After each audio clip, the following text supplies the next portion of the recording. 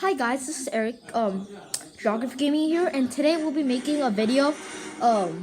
So we're going to be seeing the effect of the runt, which is this small, really, to this small planet. So this thing, these two will be crashing in here. Let's see the chain reaction of what will happen to this little asteroid. Let's go, okay?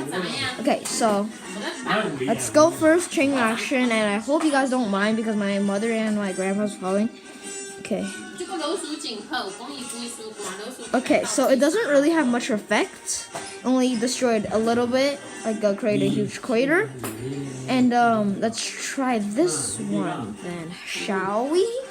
Okay, I need to grab a chair to sit down, jeez. Okay. Okay, so okay, so this. Okay, gosh, this thing. I need to fix this thing. Jeez, thing, yeah.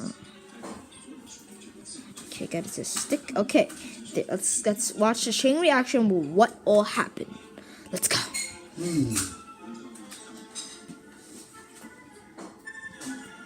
Okay, it's so far the thing is crashing into a planet, making a giant crater more bigger than the Rontu made.